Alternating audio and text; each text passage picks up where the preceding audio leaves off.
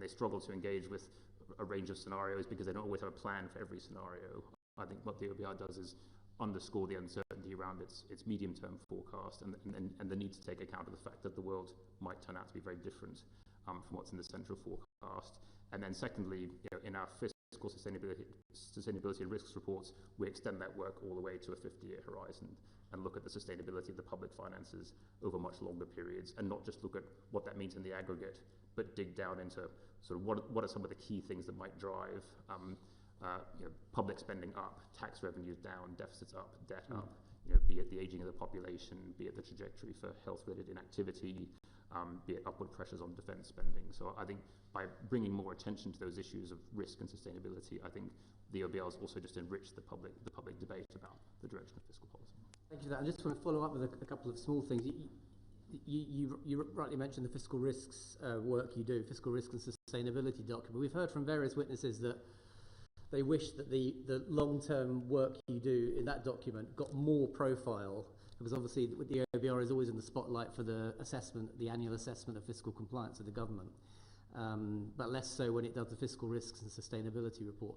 Can you think of any way in which the system of responding to the OBR could help to elevate the issues that you raise in those reports on a regular basis?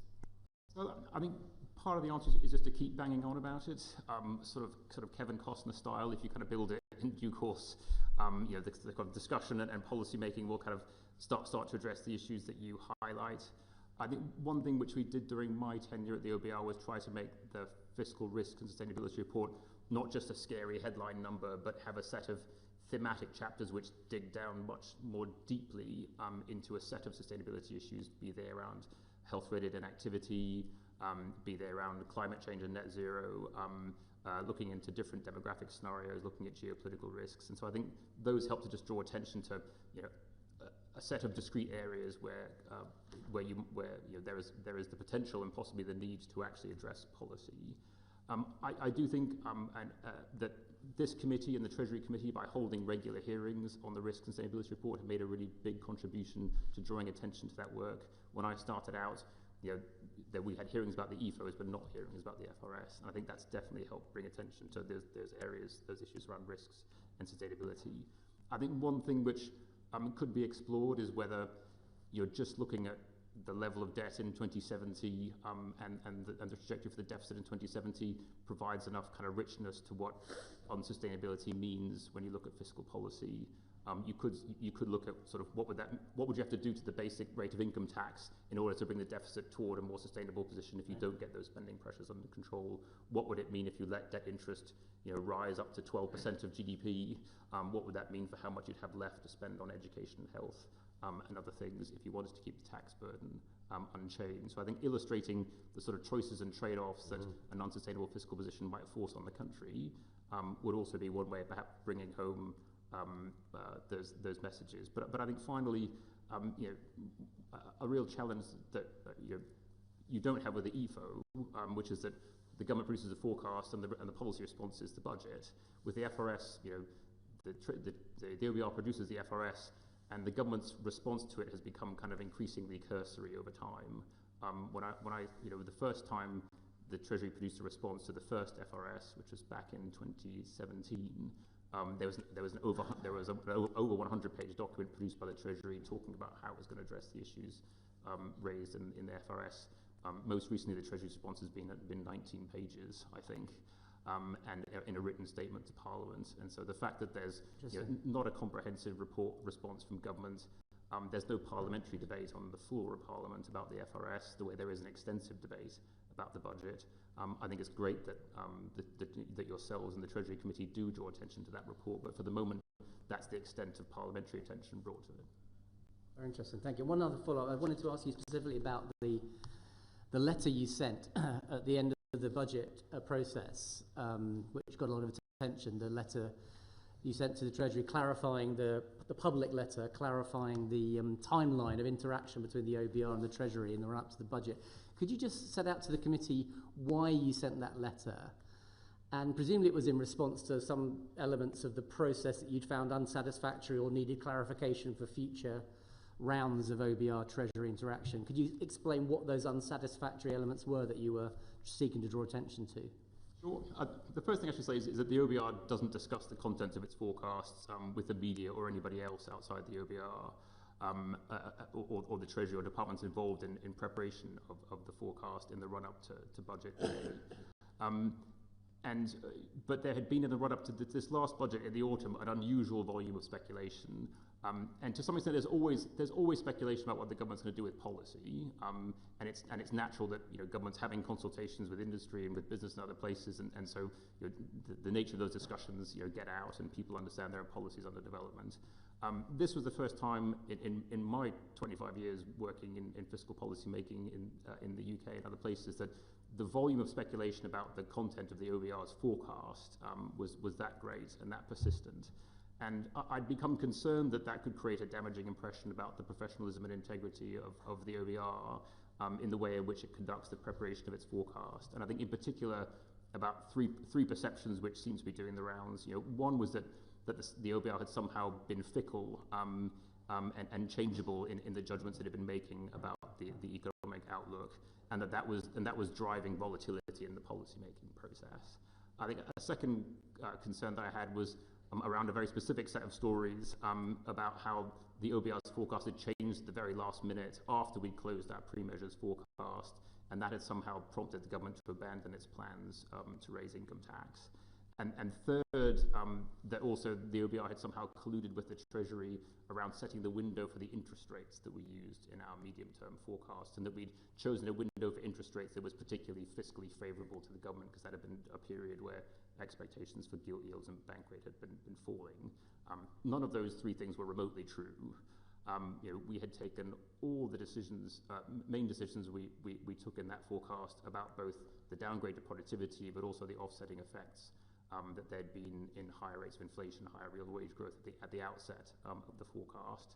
Actually, the variation at the bottom line of our fiscal forecast was remarkably small between the first round and the final pre-measures round of our forecast.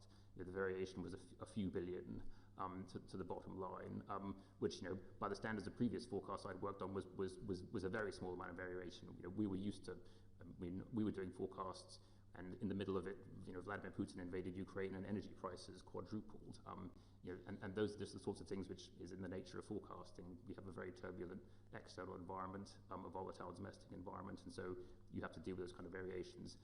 In this particular exercise, there was really none of that, and so it was not the case that variation in the OBR's judgments was driving policy, and in particular, we didn't make any changes to our pre-measures forecast after the 31st of October.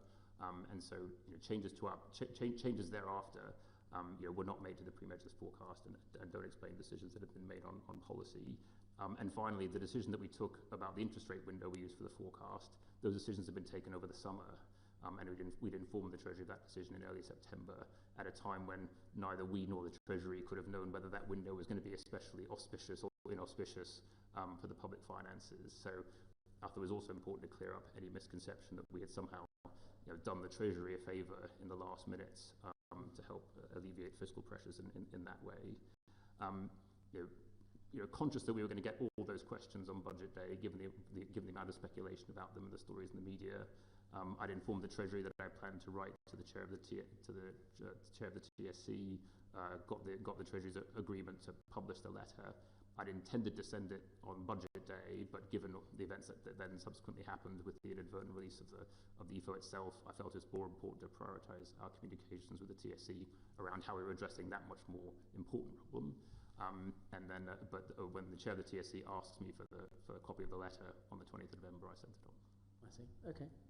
Thank you very much. Did you want a quick follow-up on this, Alison? Well, I did have one quick follow-up because you said, and that's certainly I think been our impression too, that the volume of speculation and discussion in the lead up to this budget was just out of all proportion to previous years. Do you have any sense of why that was, and whether there were any sort of long-term aspects to it, or whether it was just a function of a particular state of politics last autumn? I don't know. I think part of it may just reflect the fact that people are coming to understand better and better the work of the OBR and its interactions with the Treasury. And so I think in some ways, people have a better sense of what happens at different stages. The fact that we published a timetable for the preparation of the forecast, which we started doing after a previous round of speculation about how we'd move the dates of things around to make it convenient to the Chancellor. That was one of the reasons why we chose to be more transparent about the timetable, was that there'd been a previous accusation that we'd somehow chosen particular dates to be particularly favourable, and so we wanted to make it clear that, look, we set these dates at the outset. Here they are, including the most key date is when we close the pre-measures forecast round, because then in effect we're closing it to new data from the macroeconomy. So out of a desire for transparency and accountability, we started publishing the timetable for the forecast. I think that's provided a set of hooks for people, for journalists then to ask questions, to which, one option is just to not answer them and say, well, there's nothing to tell you about the OBR's round 2 or round 3 or round 4 forecast. How we've got into a world where those questions are suddenly being answered, or at least speculated about by some people, I don't know. Thank you very much. Lord Agnew. Yes, good afternoon. Welcome back. I've got a couple of questions on the bond markets. The first question is, do markets really care about government meeting the fiscal rules? It's interesting, in previous evidence sessions we've had two almost completely conflicting versions, one referring to France that's been flaunting its rules for nearly 8 years without any consequence, but I'd be very interested to hear your view. Well, I'm not a market participant, but I have observed how markets have responded to the government's fiscal policies, both here but also in other countries where I've worked. I think that you heard from market participants when you had them before you, Rupert and Sanjaya, that I do think markets welcome having a clear articulation of the government's fiscal objectives and the transparency the OBR provides about whether governments are on track to meet those fiscal objectives. And in a previous life, when I was working at the IMF, and we'd do these kind of big cross-country empirical studies about the impact of things like fiscal rules and fiscal councils, we tended to find that if you had kind of well-designed fiscal rules and well-designed fiscal councils, that led to sort of both better fiscal outcomes and also lower borrowing costs for the countries concerned. I think we've had our own natural experiments here in the UK back in the autumn of 2022, when we abandoned both fiscal rules and the fiscal forecasting function that the OBR provides, and that led to quite a big and large and adverse market reaction, and contributed to what was the increase in bond spreads of up to 100 basis points at its peak in the aftermath of the so-called mini budget. And I think it was also telling that kind of once those institutions were turned back on, and you had the government re-established some fiscal rules and brought the OBR back into the process for forecasting it, that those spreads against US Treasuries and German bonds more or less disappeared, at least for a time. So I do think that markets value a clear statement of government's fiscal objectives. I do think they value the transparency that the OBR provides about the outlook for the public finances. And while it's true that countries like France have lower borrowing costs than ours, I mean, they're under a great deal of fiscal stress, and their borrowing costs have been rising.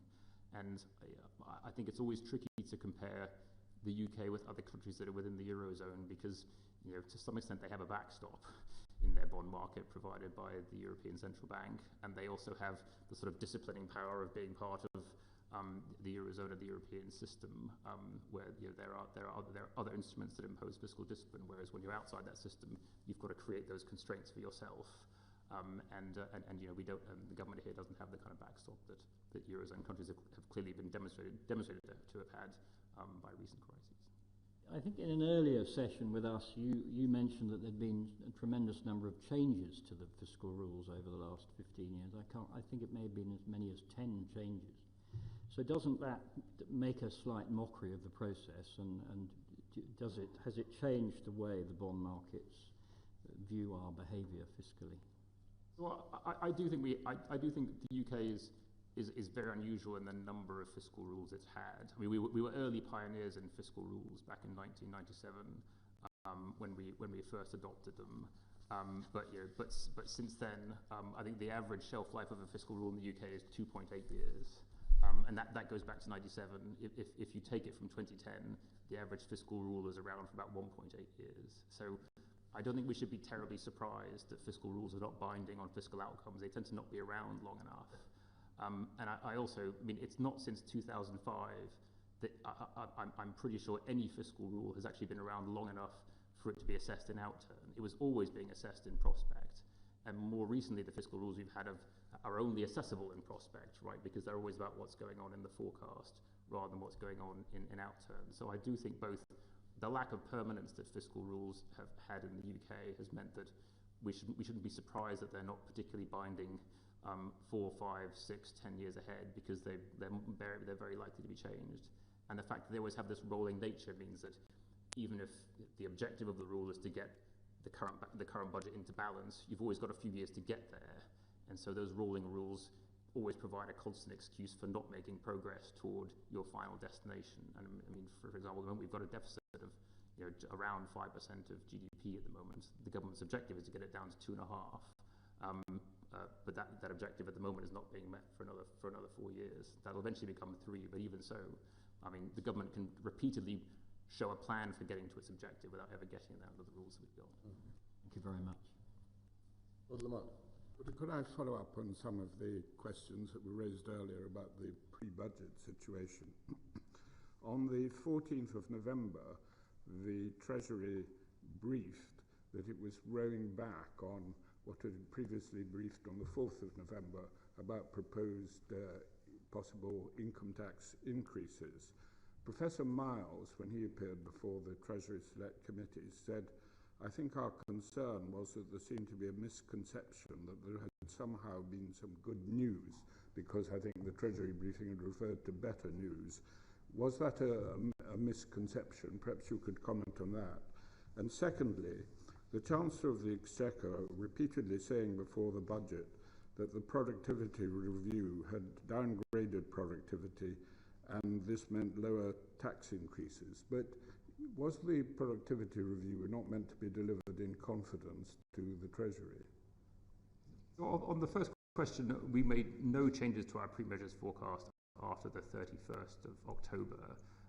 So when we closed our pre-measures forecast, and all of the major judgments that we'd made about the outlook for the macroeconomy, both on the downgraded productivity, but also the offsetting effects that had happened, that we had made to inflation and real wages, which offset more than offset the downgraded productivity. Those judgments had been made in the round one forecast.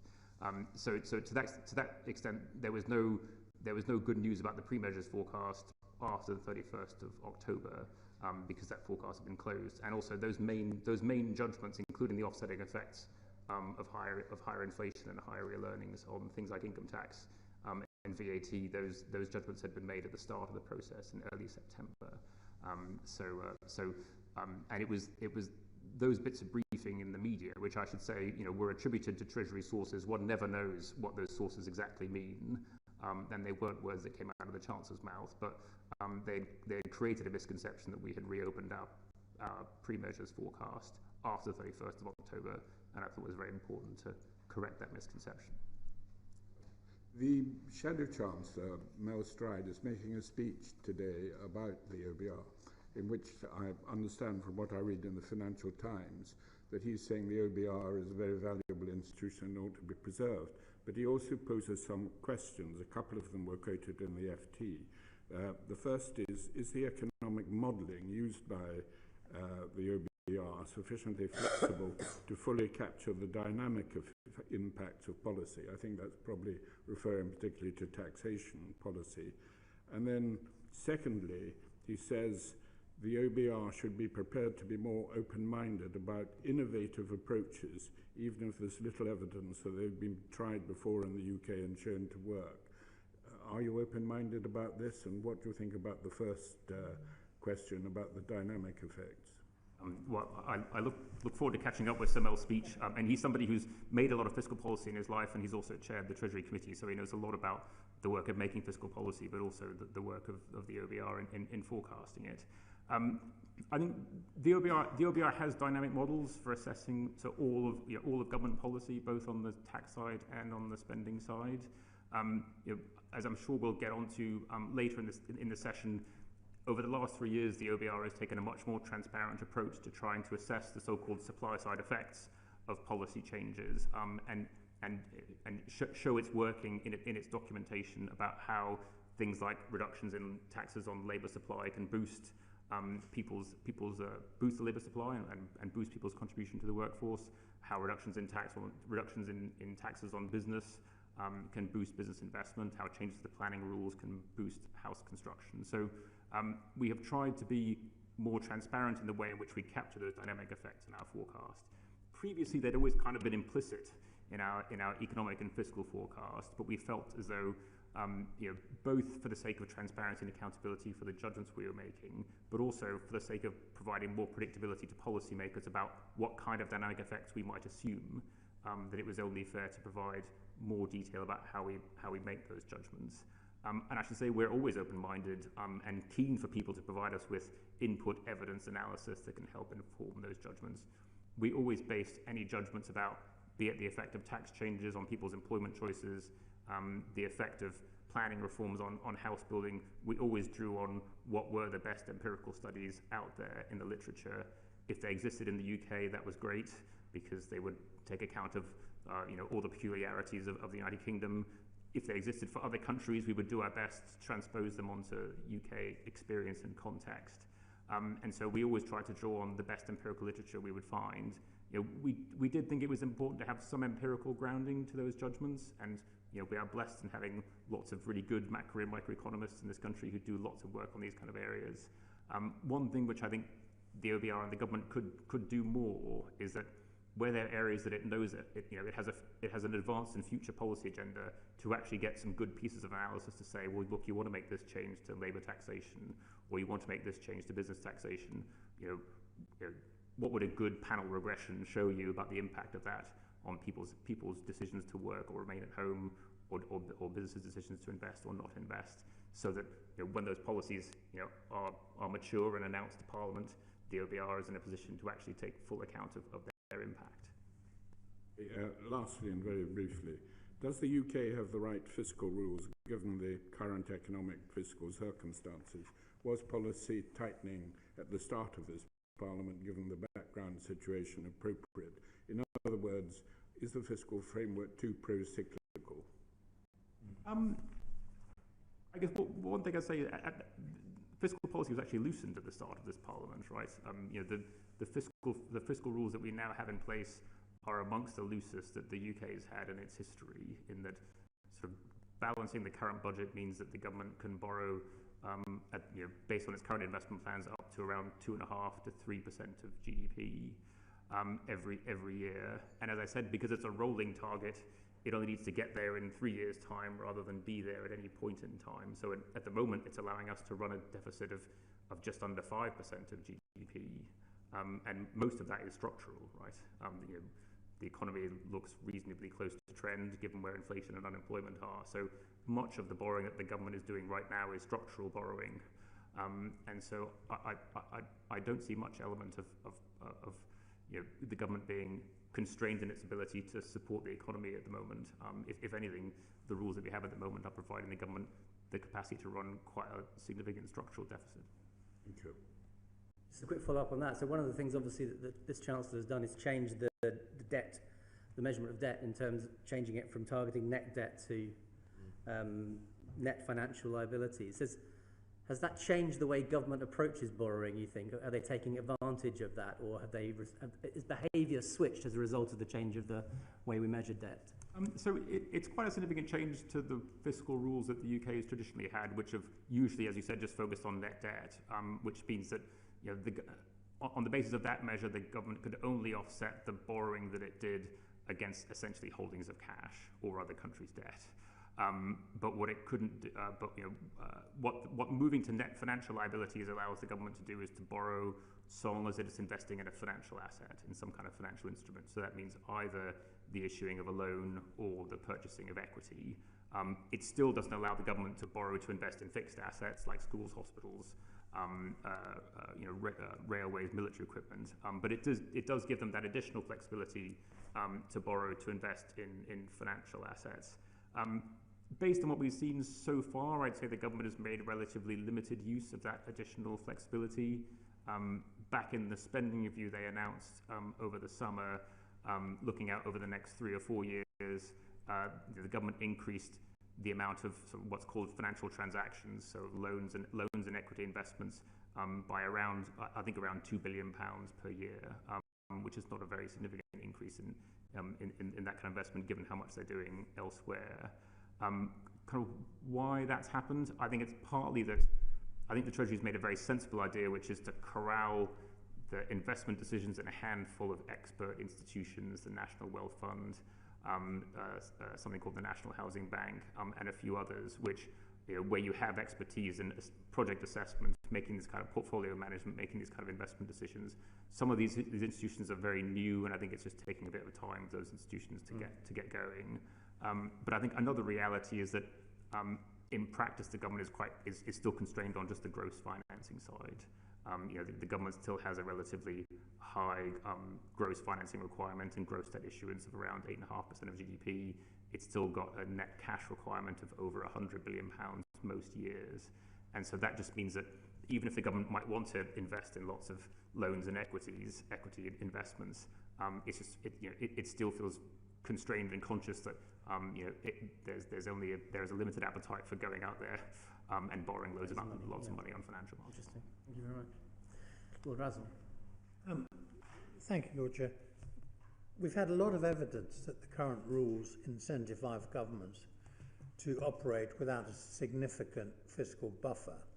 Indeed, some of us, not our evidence, but certainly I suspect that the Chancellor this time had to rather mask what she was doing to increase the headroom in all the run-up discussions in order to avoid pressure from her party, or indeed the Tory party, to reduce taxes, her party to increase expenditure.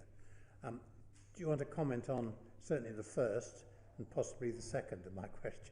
I'll comment on the first, which is that, as I said at the outset, the current rules that the UK has are relatively loose by historical standards and by the standards of fiscal rules that other countries in Europe impose on themselves. They do very little to rebuild fiscal resilience at a time when we're now getting on to 3 or 4 years since the last major shock that hit the UK. We're still running a deficit of just under 5% of GDP. So we're sort of at significant fiscal disequilibrium, despite the fact that we've moved on quite a bit in terms of the shocks we face. So I think the rules that we have at the moment, don't require you, as you leave shocks behind, to significantly rebuild resilience. We're running a significant structural deficit. We're still piling up debt several years on from a shock. We aim to get borrowing down to around 2.5% of GDP by the end of the decade. That's a level that the average advanced economy already reached 2 years ago. So other countries have been much faster. I mean, either because they want to, or because their fiscal rules require them to, have been much faster at rebuilding fiscal resilience in the wake of a common set of shocks that all of us have faced in Europe, right? The COVID and then the energy crisis. So I think the rules that we have at the moment, partly because they've been loosened over time, and partly because of their rolling nature, just means that kind of righting the fiscal ship after a shock happens much more slowly at the moment in the UK compared to what other rules might have required had they remained in place, or compared to what other countries are getting on with doing in other jurisdictions. On top of that, I think you have the issue that governments just have recently set themselves very little headroom against even those relatively loose rules. So it got as low as £6 billion. It was then in the first budget of this government 9.9. It's now gone up to just above 20. That's still a fraction of the average forecast error against the OBR's forecast, and to be honest, which is around £54 billion, and to be honest, against any forecast, any macroeconomic forecast, that is a very small amount of headroom. I think it was interesting when you had Simon French in front of you. He was saying that kind of average contingency margin for a UK PLC would be around 5% of turnover. The OBR's forecast error is about 3% of turnover if you consider that to be £1.5 trillion worth of revenue. So even that would be, even if you had enough headroom to basically provide you enough insurance against the OBR's average forecast error, that would be less than a typical corporate would be setting aside against its own margin for risk. So I do think a combination of having relatively loose rules and then also setting aside relatively small amounts of headroom given the risks of the outlook has been one of the reasons why kind of fiscal outcomes has drifted away from what you've seen in other countries and what kind of previous governments might have targeted. But would you accept that the way the politics works, irrespective of who the government is, that the economic press forecast before a budget or a significant fiscal event that there's going to be headroom of X, and that immediately puts pressure on the Chancellor to fill that gap, either if you're a Tory by cutting taxes or if you're Labour by increasing expenditure? Is that not pressure that comes from the fiscal rules? I think so, but it's sort of in the nature of having rules that we want them to do that, in that they're the objectives that you've set for themselves, you want to meet them, and chancellors typically do. So I think that's I describe that as a system working rather than not working. Thank you very much. Lord Blackwell. Thank you. Richard, the OBR's role is scoring and evaluating government policies once they're in office. But the reality is a lot of decisions about future fiscal policies and indeed the rules are made in the run-up to an election, in manifestos and in election promises. And the pressures of the election are such that parties are inclined to be less honest than they might be about the difficulties they face and paint a more optimistic picture of what they can do.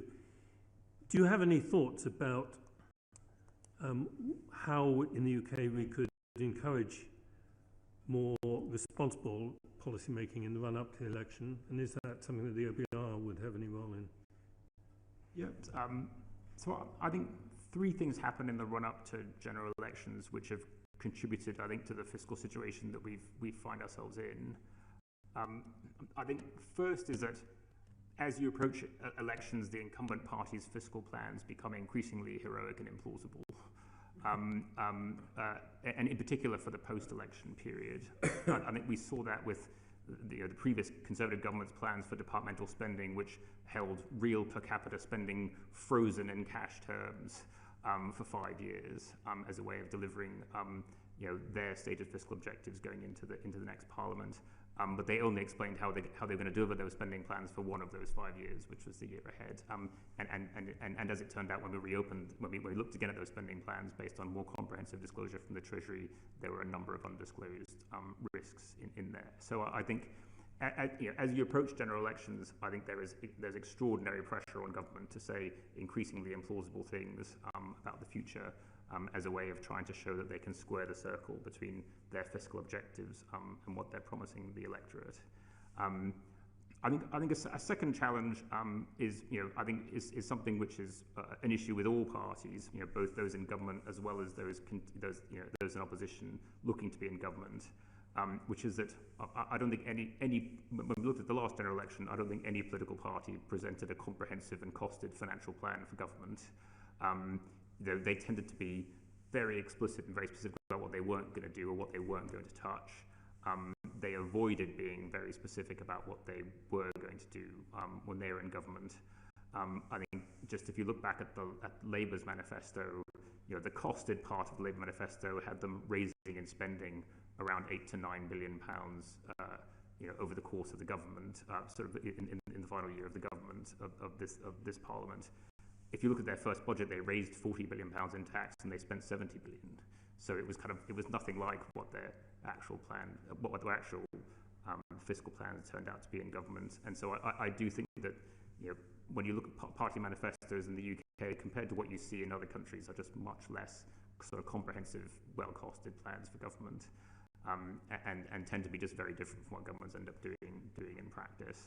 And then I think a third issue that we have in the UK is that when governments do get elected and they codify their fiscal objectives in legislation, in the Charter for Budget Responsibility, there is remarkably little discussion, either in public or in Parliament. There's no parliamentary debate. There's very little analysis that goes into sort of assessing and evaluating and demonstrating the kind of features, risks, and benefits of that particular set of fiscal rules. And I think, as a result, fiscal rules tend to be very tied to the person of the Chancellor, but they seem to have much less buy-in from the governing party, from the rest of Parliament. Whereas in other countries, fiscal rules just last longer because there's just much more buy-in to the fact that people think these are the right rules for the country. They should guide fiscal policy making until these objectives are met. And so I do think post-election, it's remarkable how quickly fiscal rules kind of just get adopted and put on statute, and then people then start to criticise them in retrospect and say, well, I wouldn't have gone for those ones if we'd known this or that. And most of those features were well understood at the time. Those rules were presented to Parliament for discussion. I do think some other countries have found ways of addressing these various problems, sometimes using their fiscal councils, but sometimes just using kind of interesting institutional and procedural innovations. The Australians produced this thing called the PFO, which is the Pre-Election Economic and Fiscal Outlook, and it's not produced by their fiscal council, it's produced by the Australian Treasury. But it's put together by the Treasury, sort of in concert with the central bank, with the Parliamentary Budget Office. But it's actually signed off by the Permanent Secretary of the Treasury as that person, as his or her best view of where the economy and public finances are going to go. And it's produced after a general election was called. And it's a sort of discipline on the outgoing governing party because they don't want the Permanent Secretary of the Treasury and this group of people to produce a forecast which looks different from what the government's plans look like, because they would rule that those were, they weren't built on credible bases. The Dutch and other countries, including the Australians and others, do rely on their fiscal councils to cost manifestos. That's not a tradition we have in the UK. It's not in the legal framework, and I'm not necessarily saying it's something which the OBR should do, because we have institutions like the IFS and other bodies that do cost manifestos quite well. But I think the main problem is that there tends to not be enough specifics in the manifestos themselves to actually do the costing. But I do think somebody could provide some guidance for kind of what is good practice in writing party manifestos, so that you can actually understand the financial implications of what government's committed to, so that that kind of costing can be done. And maybe that's something that the IFS could do. Maybe it's something the Treasury Committee could promulgate. But making party manifestos something that the electorate has a better understanding of what they're actually voting for, I think would be good. I think on fiscal rules side, I do think there should be more public debate and parliamentary discussion about fiscal rules before they get adopted. And I do think that better analysis of the features that they have, how they assess how they're consistent with being resilient to the known risks around the forecast, and how they're consistent with medium-term fiscal sustainability will just lead to a better and more collective sort of parliamentary and national decision to commit themselves to these rules before they're then implemented. I mean, can I see if I can crystallise a couple of possible recommendations? Then, I mean, the Australian example is interesting. Clearly, one wants, we would want to avoid either the Treasury or the OBR becoming party political in terms of costing manifestos and being accused of being one-sided or the other.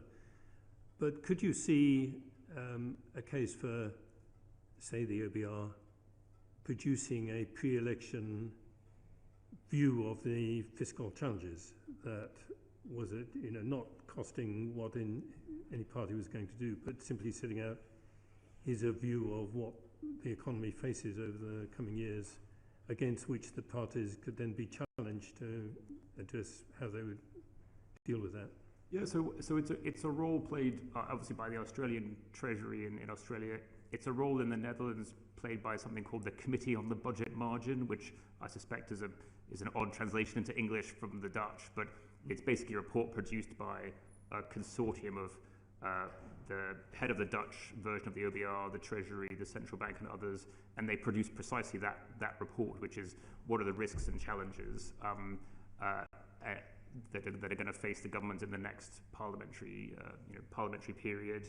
And they actually provide explicit advice about how much headroom the government should have against its fiscal rules in light of those risks. So I think it's a way of trying to build in some contingency into fiscal plans to take account of those risks. So I think other countries have managed to find institutional solutions to both informing the election debate, but also bringing greater realism into fiscal plans once governments are formed, rules are set, and decisions are made. I think they've managed to do it without particularly politicizing any of the organizations. I don't think anyone would accuse the Dutch version of the OBR as being a political institution.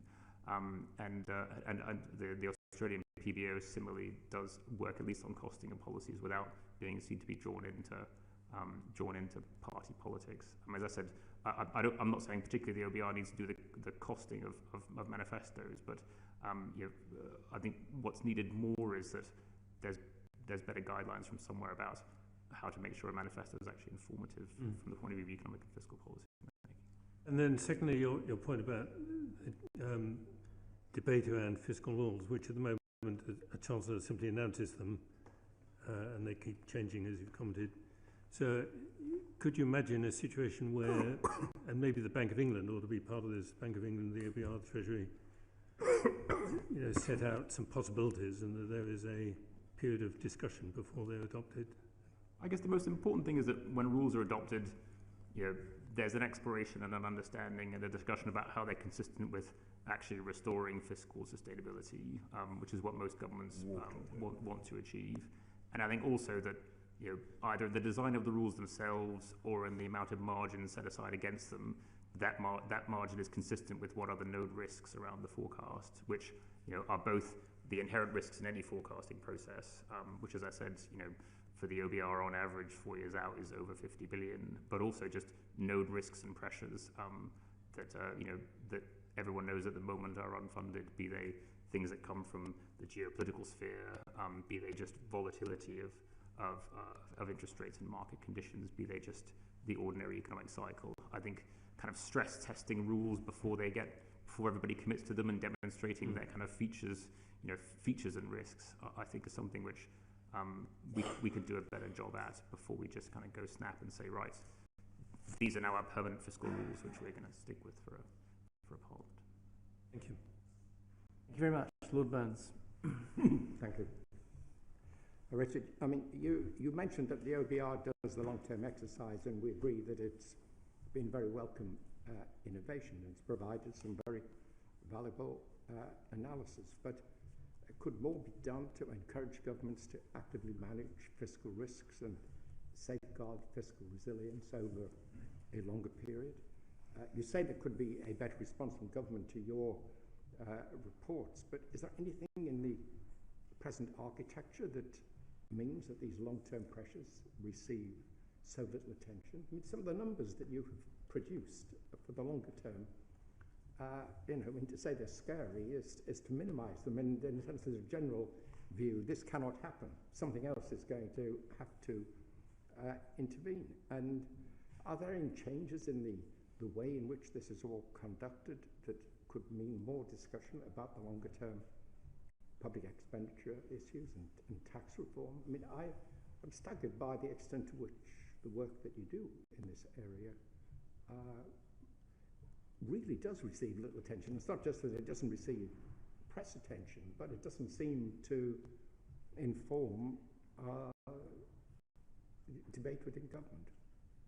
I think one of the main reasons is that there is not an expectation that the government produces a comprehensive response to the OBR's fiscal risk and sustainability report. As I mentioned, it's gone from being 136 pages to 19. And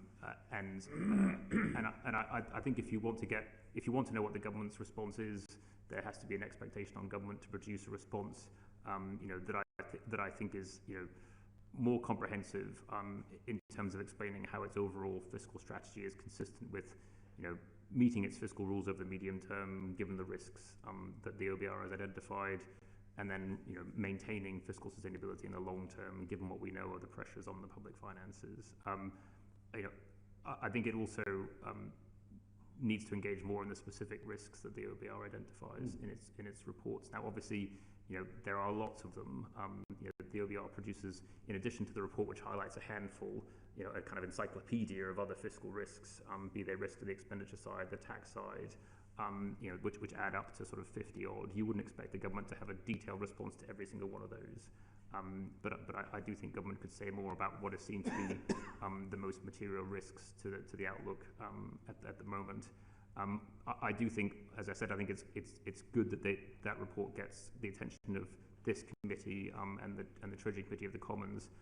But it is notable that there is no parliamentary debate about the FRS and no expectation that any minister has to kind of, other than present this written ministerial statement, which lately just gets published alongside the EFO and everything else.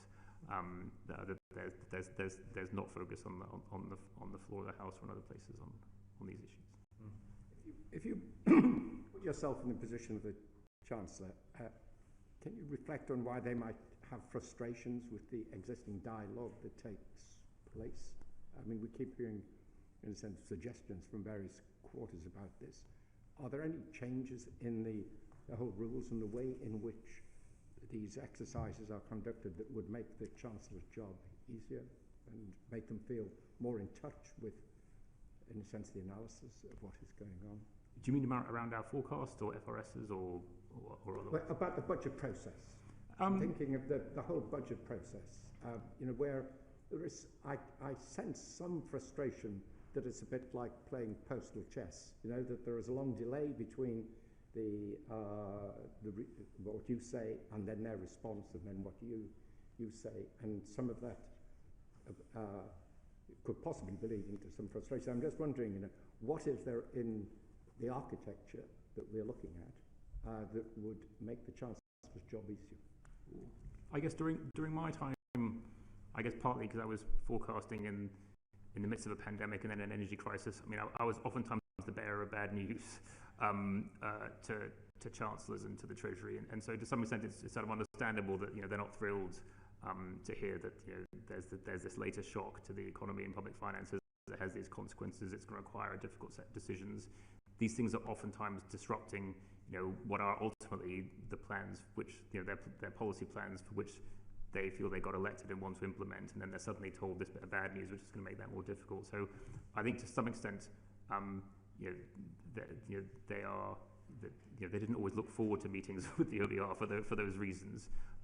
But we did meet regularly with this Chancellor, with her predecessors as well, to talk through our forecasts. Those discussions were always respectful, professional. They got increasingly focused on substance over time as well, I would say, which was, I think, a good thing. Talking about changes to our forecast, talking about how we were going to treat measures. I think one thing that we endeavoured to do on the OBR side was just always try and be predictable in the judgments that we made.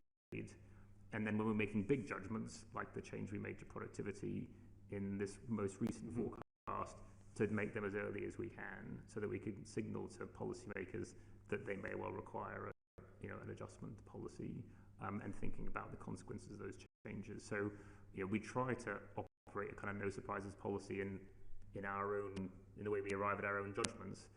The reality is the world offers plenty of surprises these days anyway, including to policies being made in other jurisdictions, which you just have to sort of reflect on and plug into forecasts. So I think from the OBR side, trying to be as predictable as possible in the judgments that it makes, which I think means about being as transparent as you can about how we put forecasts together. I think on the Treasury side, it just means kind of just accepting there is a lot of volatility out there in the world, and that gets reflected in a volatile forecast. And to try and basically to try and give yourselves enough headroom to absorb that kind of volatility, but also be nimble enough in policy making that if it turns out that the amount of the shock that we've seen in the most recent forecast exceeds that headroom, to be able to make policy changes to keep you on track on meeting your fiscal targets. Lord Lonsborough. Thank you, and good afternoon. Many commentators describe the OBR as policing government policy rather than simply being a forecaster and assessor of fiscal policies. and I'll give you a couple of examples. I'm sure you're familiar with them. Well, last week, Julian Jessup, the economist, described the OBR as the economic equivalent of football's VAR, overly fussy and constantly second-guessing government decisions. Andy Haldane described the OBR as, quote, inhibitor, not enabler of growth. And David Susskind, in a similar vein, described the OBR as the ultimate arbiter on the government's plan to achieve economic growth. In other words, judge and jury.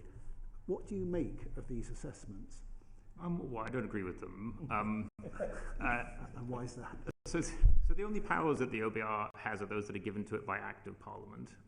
These are powers delegated, by vote of people in this House, which were, to produce a forecast and analyse the risks around it, to assess whether the government's on track to meet its fiscal rules, and to cost government policies.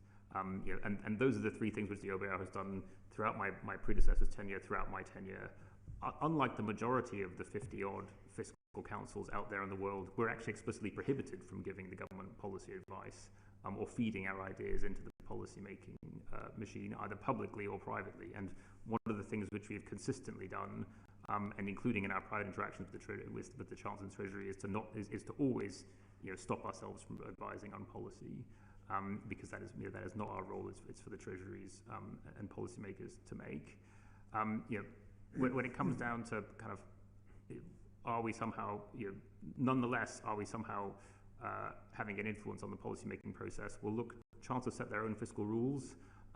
If they want to break them, they can break them. If they want to change them, they can change them. And as we've discussed, they frequently do, once every 1.8 years since 2010. So, Chancellors constrain themselves to their own rules, but oftentimes change rules. Governments often change rules when they don't suit them. I think, as you've also discussed in this committee, in principle, the Chancellor is not obliged to use our forecast if they don't want to. They can disagree with aspects of them, but none have opted to do without an OBR forecast, with one exception, and that had the consequences that it did. And just more fundamentally, in a given budget, we're costing, a few tens of billions of pounds worth of policy measures one way or the other. At any point in time, every Chancellor is in charge of £1.5 trillion worth of revenue, £1.5 trillion worth of spending. That gives them £3 trillion worth of choices in which to make those decisions. I think what creates the impression that the OBR's forecasts are somehow driving policy has been this fact that Chancellors have left themselves very tiny amounts of headroom against fiscal rules to which they are very personally committed. And so the net result is that the normal amount of volatility in any macroeconomy, from over any 6-month period, gets translated into a normal amount of volatility in terms of changes to the forecast, which can't be absorbed by the tiny buffers which Chancellors have left themselves in recent years, and that results in significant volatility in policy making. What's driving that relationship between the forecast and policy making is the very small amount of headroom the Chancellors have left themselves. There wasn't this relationship. Back when George Osborne had £80 billion worth of headroom against his fiscal rules, or Philip Hammond had 40 billion, you didn't see that kind of one-to-one relationship between changes in forecasts and changes in policy. It really is an artifact of leaving very, very small margins against rules to which Chancellors feel very personally committed to meeting, and them operating in an inherently volatile environment. And this issue of very narrow headroom and a very tight fiscal tightrope, certainly, does it not, it raises the profile and the influence of the OBR because of the sensitivity. As you say, if it was an 80 billion buffer, then there'd be far less media and political interest in the assessments and the forecasts of the OBR. And has the OBR not found itself partly in this corner because the margin for error is so tight that you're a bit of a convenient punch bag? The organisation is. I think so. I think it's a bit like blaming the Met Office for changes in kind of national fashion trends. People say, "Oh, look, the Met Office is forecasting it's going to be cold," and everyone suddenly puts their coats on. It's like people aren't putting their coats on because of the Met Office forecast. They're putting their coats on because it was cold yesterday and it's likely to be cold tomorrow. It's a kind of reasonable response to the environment that you're in. The OBR is just communicating that in a technical way, through its models and forecasts to policymakers. Fiscal policy in this country is constrained because we've got debt approaching 100% of GDP and a deficit of 5% of GDP. It's not because of the OBR's forecast. The OBR's forecast shows it coming down. The reason we're constrained is because we've got a lot of debt and we're borrowing more than almost any other advanced economy at the moment. Thank you. Lord Davis. Yes, I want to ask about the... Oh, I'm sorry. Oh, sorry, Lord, I forgot. My apologies. Lord Little had a brief follow-up and I forgot. I'm so sorry. Follow-up. You said you're by statute not allowed to propose policy. Shouldn't we be thinking about whether that's right? It seemed to me a possible institutional model.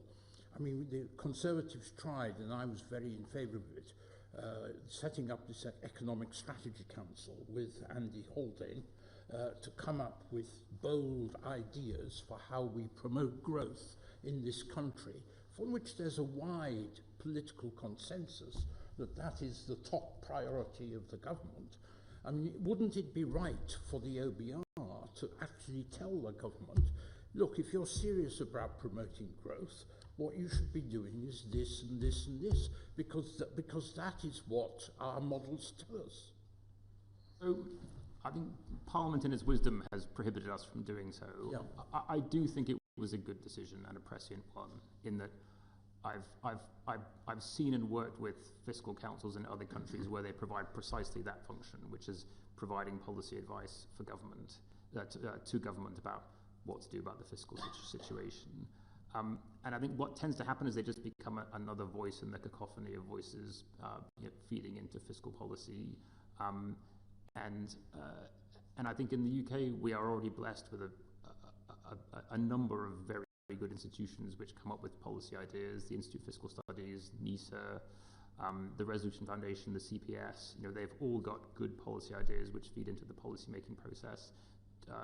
I suspect if you asked people in the OBR what their ideas would be, they would sound an awful lot like what you hear from those institutions depending on the topic. And so I don't think people who work in the OBR are particularly privileged in knowing what to do about what the right policy solution to a given societal problem is.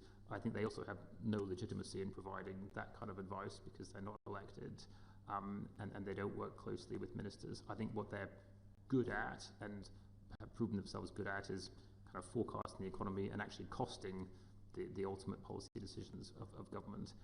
I don't think if in the end the OBR started providing policy advice, it would add very much to the policy debate, which is already enriched by these other institutions. Apologies, Lord Davis, over to you.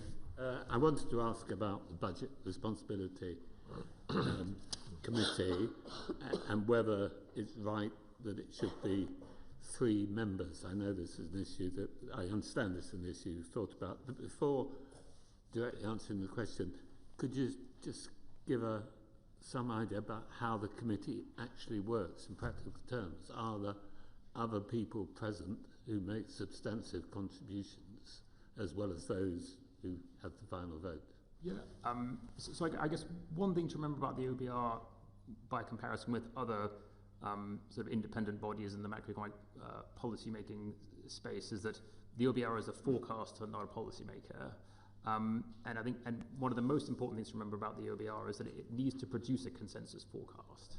So the BRC is comprised of 3 members: the chair, the economic expert, and the fiscal expert, and they've all got to agree on every single number in the forecast. Because if you think about it, the alternative would be that you had three different forecasts from 3 different members of the BRC. The government would almost certainly choose the most optimistic one and say we're going to base our fiscal plans on that because we really like that person's view of things. The opposition would almost certainly choose the most pessimistic one and say that this shows how the country is going to the dogs under this government's fiscal plans. And I do think it's actually in the process of discussion and deliberation within the BRC, and which I should say are always informed by expert advice from our excellent staff. about kind of where we think things should go. And obviously, when I was there, David's voice had a lot of weight on the economic forecast side because he's a much more experienced macroeconomist than I am. Tom always had more weight on the fiscal side because he was much closer to the fiscal details. But all the decisions we made collectively. Every number in the forecast we stood behind as a group of people.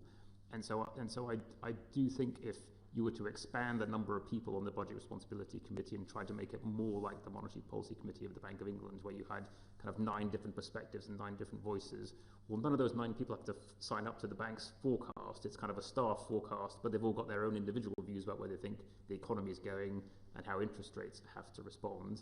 And what they do have to do is make a decision about one thing, which is interest rates.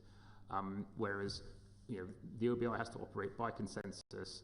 It's got to form that view amongst a number of people around which you can get a consensus, and it's got to have enough time and enough input to arrive at that.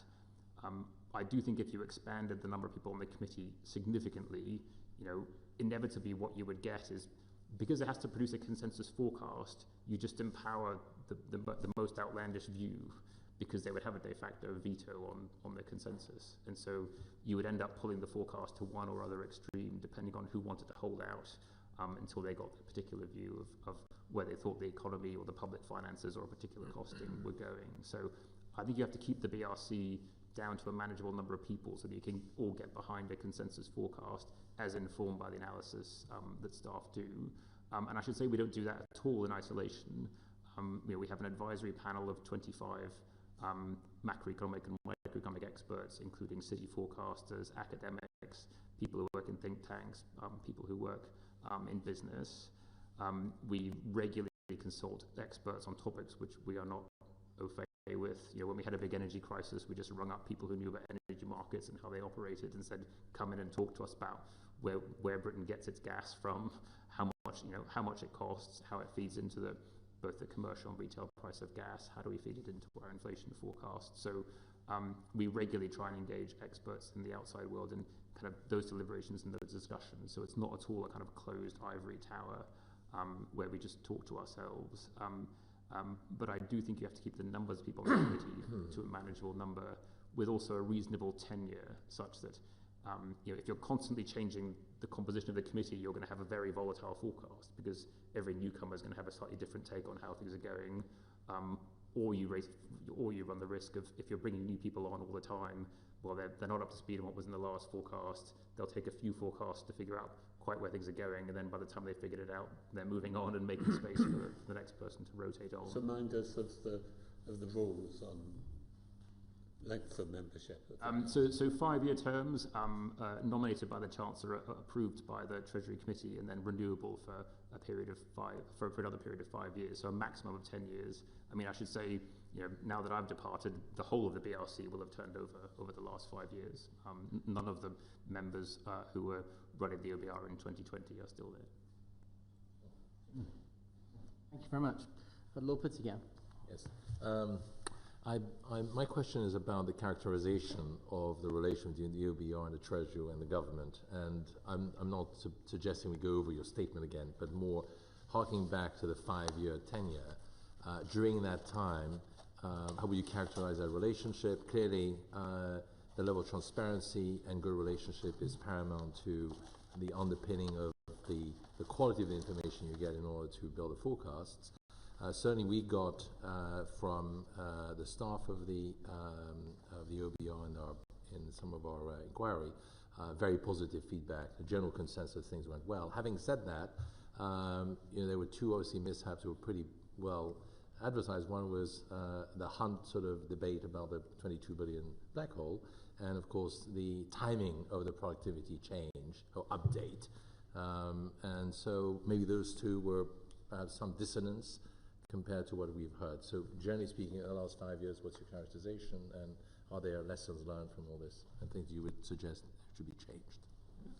So I think, setting aside, I mean, for me, the biggest exception was the period leading up to the mini budget in the autumn of 2022, where basically there was no relationship with the Treasury and the OBR at the time, but it then very quickly got re-established in the aftermath of the mini budget.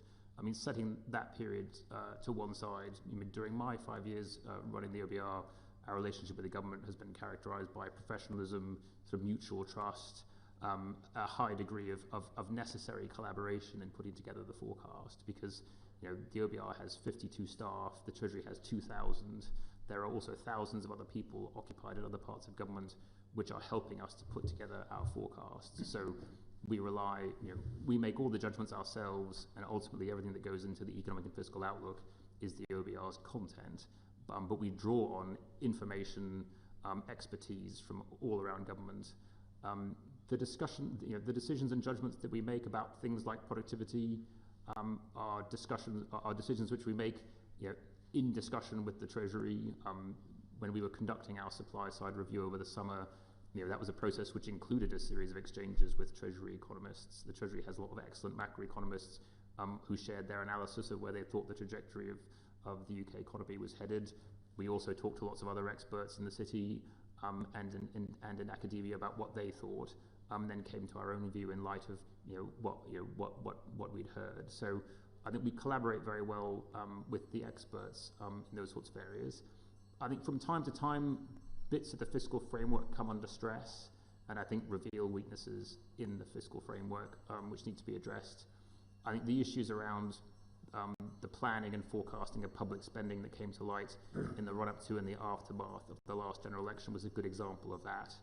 I mean, the forecasting of public spending and spending on public services was always kind of a lacuna of the UK's fiscal framework, because it's more straightforward to forecast tax and benefits because policy is clear. If you leave it unchanged, you just run tax policy through how many hours are being worked, and you figure out what that means for income taxes over the next 5 years. There are many fewer parameters to go on when you're trying to look at the health service, defence spending, asylum, policing, because ultimately those are complicated machines delivering public services to people, and governments can try and tell you those machines are getting more efficient. They can try and tell you they've got plans to bring spending down. But what was revealed in the run-up to the last election was that the Treasury was aware of risks and pressures on those budgets, which they should have disclosed to us at the time we were doing our March forecast, and they didn't. But what I would say about the Treasury is that we did a review of that episode. The Treasury committed to a much more transparent approach to the planning and forecasting of departmental spending, and I think we did move to a much better system for doing that, which has more bottom-up element on the OBR side, and where the OBR asks a lot more searching questions, and also has the outright discretion to disagree with the Treasury's view of public services spending, as it did in its last forecast. And so, I think where weaknesses in the framework get revealed, I do think the OBR and the Treasury are quite good at getting back together and figuring out how to close them. The same was true about how to close the gap revealed by the mini-budget, which was the ability of governments to basically announce major fiscal policy decisions without accompanying OBR forecast. The introduction of the fiscal lock, I think, was a very good innovation, which closed what was a very apparent and costly gap in the way in which we run the public finances. So I think in that sense, from time to time, the system comes under stress and reveals a set of weaknesses. But more or less, in the fullness of time, we've been pretty good at closing those gaps. Thank you. Okay. Do you want to follow up? Just a quick follow-up. You mentioned the 52 staff, which I just wanted to quickly come back to your opening comments in relation to the fact that human beings make mistakes. There are only 52 staff, a budget of £6 million. Is there not an issue around the resourcing of the OBR? You're saying from time to time it comes under particular levels of stress, but it seems to me a low level of a resourcing for an organisation that we've already discussed has a very high profile. I think the OBR is the right size for the job that it's got at the moment. And I should say it's grown quite a bit since it was first established. It started out with around 17, so it's significantly larger than it used to be. It's much smaller than the CBO has in the US or the Dutch version of the OBR, the Central Planning Bureau, which has got several hundred. But I do think, because the way in which we prepare our forecast, which is drawing on analysis and expertise from across governments, but coming to our own judgments, I think works. And where we've taken on new responsibilities, be they to produce the fiscal risk and stability report, to do this, to be more transparent about the way we score supply side effects. One thing I would say about the Treasury is that the Treasury holds the purse strings on the OBR, right? It decides how much funding the OBR gets over a given 3-year period. At no point when the OBR has been given new responsibilities in legislation has the Treasury not provided the resources that go along with that. So I do think the OBR is reasonably well resourced for the job that it's given. I think the Treasury has been good about resourcing the OBR where it gives it new responsibilities to undertake. I would worry about it getting too big and too unwieldy in the sense that it would make it more difficult to arrive at those kind of consensuses and to have a good understanding of what every person in the organisation is doing at any point in time within the management structure. But I think we try and do things as cheaply as possible, because when you're called the Office of Budget Responsibility, you want to make sure that you manage your budget responsibly, even when it's only £6 million. Thank you, Lord Turnbull. In an earlier answer, you said people are getting a better understanding of the work of the OBR. Well, I'd say maybe, but I still don't think that we're where we really want to be. And so there are still questions to look at: how it reports and how those reports are analysed and debated. There are some clear improvements. The expanding of the fiscal margin, I think, is definitely an improvement. There's also I think, a question not yet achieved, but that we should be working towards a world in which the FRS, if that's the right word, the FRS gets more prominence relative to the economic outlook, and that can be worked upon. Now, all this has got to come into, however, another change we haven't yet talked about, which is the 1-2. The 1-2 is one fiscal event and two forecasts. How is that going to work? And is it actually workable? One situation which I'm worried about is there is a budget and an outlook, and the two kind of cohere, and some fiscal prospects are laid out. Some months later, and we haven't decided how many months that should be, some months later it becomes apparent that we're not really on that trajectory. But this time, the Chancellor is going to say, I'm not going to respond to that, as I've often done in the past. I'm actually going to wait until the next report. Now, that requires a kind of a patience and a maturity from all sorts of people, media, politicians, markets and so on, to wait and see. Now, so we get away from, if we can achieve it, we would get away from sort of knee-jerk responses to some very small changes in very small margins. But are we going to achieve that? Or do you think that once anything is produced which shows it's not going in the right direction, the pressure for immediate response will be overwhelming? Well, I think it's easier to achieve if you've got more headroom against your fiscal rules, and in the spring forecast you're less likely to be at risk of missing them. So I think more headroom just gives government more space, more time and space to deliberate about policy without facing those kind of immediate pressures about what you're going to do, about the fact that your rules are either on track to be missed or close to being missed. So I think having a bigger margin against any rule you set for yourself has to be part of the answer.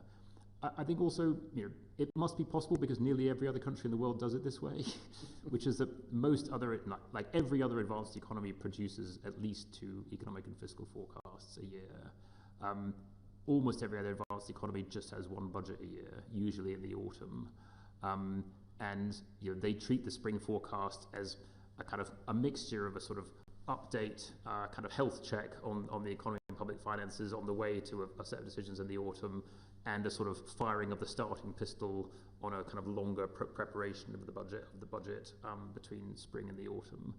I mean, I'd say at the moment, one challenge we have in this country at the moment is that there's quite a short gap between the autumn forecast and the spring forecast, which means you're then going to have a very long gap between a spring forecast at the beginning of March and then a budget whenever it's going to happen in the autumn. Most other countries spread it out so that it's more like 6 months and 6 months, but that's those timings can move around. I do think thinking about the spring forecast is something which provides the context and framework for thinking about fiscal policy making over the course of the summer into the autumn.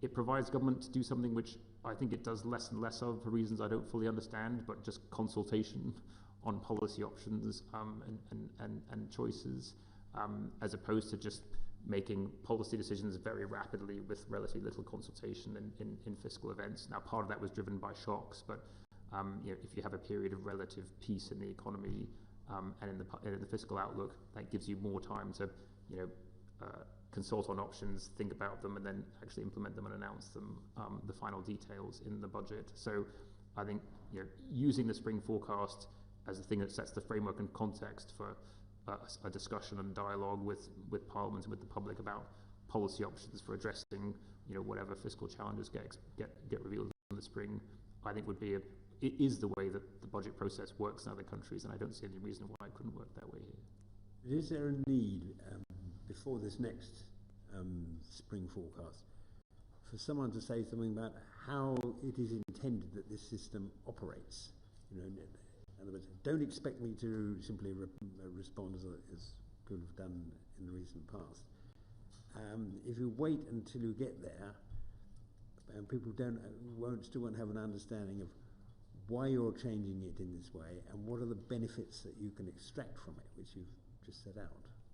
I think it would be helpful. I think it's always helpful when governments just explain how processes are going to work, because lots of stakeholders have stakes in the outcomes. I mean, the OBR has been clear that in the spring, it will continue to produce forecasts for the current balance and for net financial liabilities. So you will be able to see the trajectory of those things. What the government has said is that it won't treat the spring forecast as a formal assessment of those rules, and so it won't feel obliged to respond with policy to any changes in those forecasts. And that is the way fiscal policy making works in most other countries, which is they consider that thing to be a sort of interim check, and then they reconcile things in the autumn and bring things into line with their fiscal targets in the autumn. And if the spring forecast reveals a bit of breathing space, they have a think about how they might use it up. If the spring forecast reveals a deficit against where they want to be, then they've got a process between the spring and the autumn in thinking about how to fill that gap with policy. And so I do think clarity about how that process will work will just help make it more predictable. And in my experience, the more predictable processes are, the better they tend to run, and the more satisfied people are with the outcomes. Thank you. Baroness Wolf. Yes, my question relates to the OBR's recent experiences with dynamic scoring of supply-side effects of fiscal policy. And indeed, it's a return in a way to the discussion that you had with Lord Liddell about the OBR's role in recommending or affecting policy. And I totally accept that your job is not to propose policies, but I'd like your view on how important the scoring is and whether it's appropriately important in determining the policies that governments actually adopt. And I'm not sure that I don't think there's anything you can avoid, but I'd be very interested in your views on this, because for example, when we had Robert Choate and Andy King here, they talked about the fact that the process of scoring can make for quite a difficult OBR-Treasury relationship, because clearly the Treasury wants you to score stuff and say it'll have a wonderful effect, and you might disagree. And you referred to the fact that you tried to be as transparent as possible and look at the evidence, but of course academic and statistical and recent history is always going to be partial, and there's going to be a lot of uncertainty. And this also has a knock-on effect, not just in direct relationships with the Treasury, but with what the Treasury basically encourages ministers to propose and not to propose. And as I said, I don't have any solution for this, but I would be very interested in your comments on the experiences and the fact that, for example, you've upped the bar and lowered the bar, and whether there are any conclusions you have about going forward, whether maybe there's too much transparency, or whether one should just make the bar very high, or any general conclusions about this. Yeah. So I should start out by saying that the OBR was always very transparent about how we're talking about assessing the economic effects of policy measures. Yes. So usually, example, fiscal policy measures, but sometimes also regulatory policies and other kind of changes. The OBR was always very transparent about how it calculated the demand side effects of fiscal policy. It used a set of fiscal multipliers. They were around since Lord Burns was in the Treasury. They're pretty standard. They're re-estimated from time to time. But they take the package as a whole and then apply it to aggregate demand. The effects are always temporary, because ultimately you can't stimulate demand forever. At some point you start pushing up inflation. There's an interest rate response, and that brings demand back into line with supply. I think what we're talking about here on dynamic scoring is what we decided to do back in 2022 was to be much more transparent about the economic effects of policies on the supply side of the economy, where we made a decision early on, that we couldn't do it for everything, and that we had to be selective, but that it was important to be more transparent for a number of reasons. I mean, one is that it was always implicit in our forecast. It was sometimes coming as a surprise to the Chancellor when we would say that particular tax change is having this effect on labour supply, which may or may not offset what you think you're doing. And that we need to be more transparent about that. We'd also made a very big judgment about the supply side of one very big economic policy decision, which was that to leave the European Union, which we estimated was going to reduce potential output by 4% in 15 years. We were very transparent about how we made that judgment, but it raised a legitimate question about, well, what about other things which might affect the supply side of the economy in a negative or positive way in future? So we sort of, we decided to embark on this approach of being more transparent about supply side effects. It was also designed to just, respond to criticism that, we can't be supply side nihilists as forecasters. If governments want to produce pro-growth policies, they have a right to understand what might be the growth impact of the policies that they were pursuing. But we did, set 4 criteria. They had to be significant, additional, they had to be durable, and they had to be evidence-based. And that was a way of trying to filter out, what could potentially be hundreds and hundreds of policies where we had to think about the supply side effects of those. It's been highly instructive to look at what's happened since then, and the policies that we have been presented with by the Treasury, and which we have reflected in the supply side of our forecast. We had 19 over the course of 5 fiscal events, and I think what we've learned about them in the process, the most striking thing is basically just how small the growth impacts of both these policy changes have been. The average effect of those 19 policies was to change potential output by 0.04 on the level in 5 years' time. So an even smaller amount on the growth rate over those 5 years. So generally speaking, a lot of what government was announcing as growth initiatives were too small to actually be able to know, to change the roundings on any of the OBR's GDP figures in 5 years' time. But you got the biggest positive impact from basically a set of tax changes, the changes to NICs both up and down, from the reforms to planning, from the big increase in public investment that the government announced in its first budget. And those were more material. They're on the order of kind of 0.2 to 0.25% on the level of potential output in 5 years' time.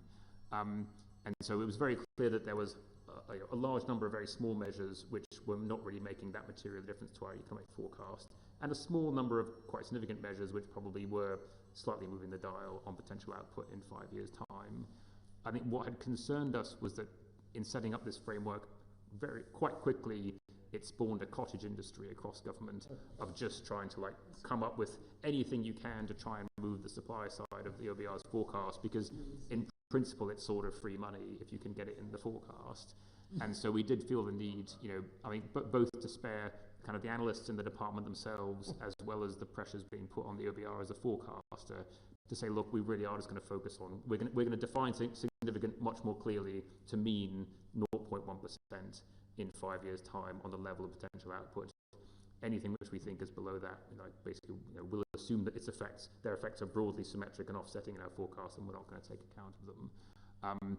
And what was interesting is that as a result of that, in this most recent forecast, there were no growth measures that we scored on the supply side, positive or negative. Not even the tax changes, not even the further increase in the further freezing of NICS thresholds and income tax thresholds for further years into the forecast. So I think in that sense, I think it's refocused the framework on where it should be, which is where the government's making significant and durable changes to the supply side of the economy. As forecasters, we take account of those because that's important to having a good forecast. But we're not at all interested in being the arbiters of government growth policy and somehow saying that's a good growth policy and it goes in our forecast, or that's a bad growth policy and government shouldn't go ahead with it. We don't want to be in that position, and we set the threshold to make sure that we're focused on the policies that enable us capturing the effects of policies that enable us to get our forecast right, rather than whether the policy itself is good or bad. That's not a judgment for the OBR to make. Do you think that the Treasury and government has understood how tiny the effects normally are, and that the cottage industry might be, if not exterminated, at least in fairly clear retreat? I think so, because they were disappointed by the results, right? I mean, I think they tended to be crestfallen to discover that kind of all the work that they put in came up with relatively small changes to the level of output in 5 years' time. Now, one of the things which the change framework still allows for is the government to kind of package together policies. And I think the thing which the OBR will need to police going forward is how do you stop the government putting together kind of happy meals of policies, which is, kind of hamburgers, some French fries, and a kind of apple pie all going together, and we'll call that, a growth strategy, and how about that? That's not really what you want to see in the future. That threshold needs to be applied to individual policies and their impact on the forecast. Just a quick follow-up on that. Do you think? Oh, I'm sorry. No, Lord Blackwell first, please. Yeah. Well, I'm just wondering whether this econometric approach, as you like, to evaluating policy options does have the potential to underscore more radical policy changes that might be proposed.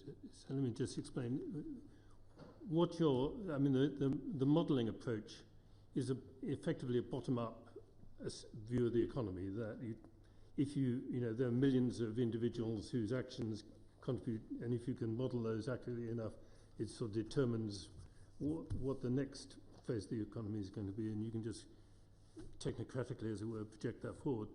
There's another view of the economy that says a few big decisions by a few people actually shape the economy and the way people react. Entrepreneurs who create a Microsoft or an Amazon, or change the way people think about investment. And those are top-down, big shifts, not things that you come out of modelling the details in an econometric model. And if you had a government that, as opposed to a cottage industry of small things, was proposing some fundamentally big shifts in the framework for the economy, how would you be able to accommodate those? Yeah. So the OBR is comprised of technicians, who are tasked with trying to think about how to forecast things. And I think it is a good discipline on governments to try and produce evidence for their assertions about the transformative effects of their policies. And I do think there would be nothing wrong with a government that said, we think this policy can have a transformative effect, and here is the evidence, to support that assertion, rather than just assert it. I think we've always shied away from sort of faith-based forecasting in the OBR about sort of, do you believe in a particular sort of direction or agenda? It's always about what can you actually demonstrate has made a difference in the past. And then if it's an entirely novel policy, we'll point to some analogy or some mechanism through economic modelling, which shows how it would manifest itself either in this country or in another place. So I think we've always had an open mind. I think there's, we would definitely encourage more work on on what kind of policies have the right kind of growth effects. I think where governments are kind of going for a moonshot and saying, well, look, we're going to try this thing out, it just might work. It could well completely transform sort of entrepreneurialism and the investment climate in this country, and we expect that to happen. Well, as a forecaster looking around, if that's the case, well, when that government announces the policy, you ought to see that reflected in business investment intentions, equity prices, and so in that sense, you ought to pick it up in your forecast anyway, because business sentiment is rising, investment intentions are going up, and so you ought to capture those kind of sentiment impacts in your baseline forecast. If it's a delayed effect, well, if it really is transformative, well, then you'll probably pick it up in the next forecast in any case. So just be patient, and maybe that's a reason to announce it in the spring and then implement it in the autumn, when the transformative effect it's having on national sentiment is manifesting itself.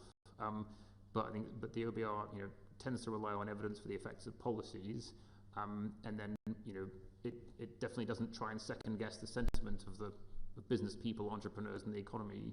It draws those from the best indicators we can get of kind of business sentiment and others. So yeah. Thank you, Lord Vergy. Over to you. Thank you for your contribution today, Mr. Hughes.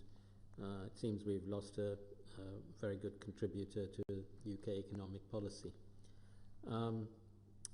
My question today is, obviously we've covered this in your whole evidence session, but could you give us 2 or 3 really important recommendations you would like to see in our report, and key issues that you would like to see us emphasize in our report?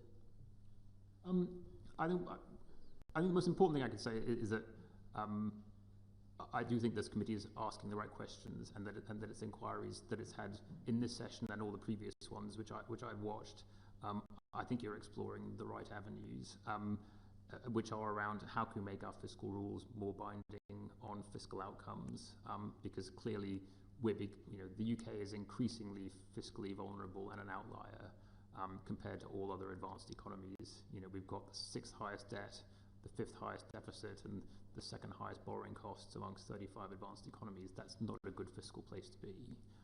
And so our fiscal framework needs to deliver more binding and more sustainable fiscal outcomes, and thinking about how you can do that through the design of rules, and also finding ways of building in institutionally better amounts, higher amounts of headroom against those rules, which is commensurate with the risks to the forecast, I think is also a second thing which is really worth thinking hard about in the UK context. And as I said, other countries seem to have come up with institutional solutions to dealing with those things. And then finally, I think this committee's focus on how to bring more prominence and public and government attention to the management of fiscal risks and the maintenance of fiscal sustainability by getting a stronger sort of government and policy response and a richer discussion in Parliament and in the wider country about these issues, I think is really important. So I would encourage you down all those lines, but I wouldn't be so bold as to offer specific solutions. I think the only other thing I would say is that I think the importance of avoiding any councils of despair and thinking that somehow these problems are insoluble. All of our fiscal problems are man-made, and men and women need to be their solution. And so I do think that this country in the past and a host of other advanced economies have actually managed to get themselves out of fiscal difficulty and get themselves into more sustainable fiscal positions, some of which were in much worse positions than we were a few years ago, if you look at countries in Southern Europe. So it's clearly possible to tighten up fiscal frameworks, deliver more responsible policies, and get better fiscal outcomes. And I'm really pleased that this committee is focused on these kind of questions, because I think they are of increasing urgency. A couple of quick follow-ups, Lord Lamont and then Lord Razzle. Well, you've given us brilliant evidence, I think, this afternoon. I'm afraid I was just a little bit disappointed in the last answer you gave, because you declined actually to do what I was hoping you would do and give us a very specific sort of architecture. I mean, we all know the system is too easily gamed. it's absurd that you should have a compliance with the rules when debt is following in the last year, but it's actually higher than it was at the beginning of the period. Surely you can give us some specific ideas of how to bind in genuine reductions earlier in the whole period of the forecast. I think you can look at what this country has done in the past and what other countries have done are doing at the moment to make their fiscal rules more binding. One thing is just targeting a level of debt rather than targeting it falling. And like if you want debt to be lower, then target debt to be lower. Yeah. Don't target it to be falling in 5 years' time. I think what other countries also do is they have kind of fiscal rules or fiscal guidelines which are more constraining on the path of the deficit rather than where it needs to be in 2 or 3 years' time. So it's actually more binding on the budget being announced rather than on future budgets. Other countries require kind of misses against the fiscal rules to be made up in future years so that you don't just get this kind of upward drift in deficits and upward drift in deficits. So there are mechanisms that one can use. They all have their advantages and disadvantages. But I do think that we've had for some time now in the UK fiscal rules that have been rolling in nature. Yeah. And the thing about rolling fiscal rules is that rolling fiscal rules make sense when you're in equilibrium and you want to stay there. When you're in disequilibrium, what rolling fiscal rules allow you to do is never get there because you've always got a 2 to 3 year excuse for why you're not there at the moment. And so I think the rules that we need rules that are designed for a country which is running a 5% deficit and doesn't want to stay there. And at the moment we've got a set of rules which have allowed the UK to stay there for the last 5 years, while other countries have actually got their deficit down to something more like 2 or 3 in the time available since the last crisis. Lord Razzle. Yes, I think Lord Lamont has moved you a little bit further. Could I try and move you even further by asking you what you think when you turn on the Today programme after we produced our report and you listen to our chair, what do you hope his first sentence will be? to thank Richard Hughes for his valuable contribution to our report. I should not put words into this committee's mouth in terms of the recommendations that it wants to make. I mean, I think you've had really great evidence from everybody in front of you. I've learned a lot from it. I think it's great that you've talked to a broad range of voices in the UK. I think it's also great that you've talked to people who work in fiscal councils and fiscal policy making in other countries, because I do think we have a lot to learn from there, especially because fiscal rules and councils now almost universal in Europe, so there's a lot of experience to learn from. And so I wouldn't presume to give you recommendations, but I certainly look forward to turning on the Today programme and hearing what you say. Glad one person does. When we go off the record, will you tell us? Well, we have no more questions. Richard, thank you so much. You've taken a huge, wide range of questions, and not just on the OBR, but as you were keen to put out at the beginning, this is an inquiry which looks at the range of issues on the fiscal framework, including but not limited to the OBR. So thank you for stretching the range of the questions we're looking at. We're really grateful, and with that I can declare this meeting closed.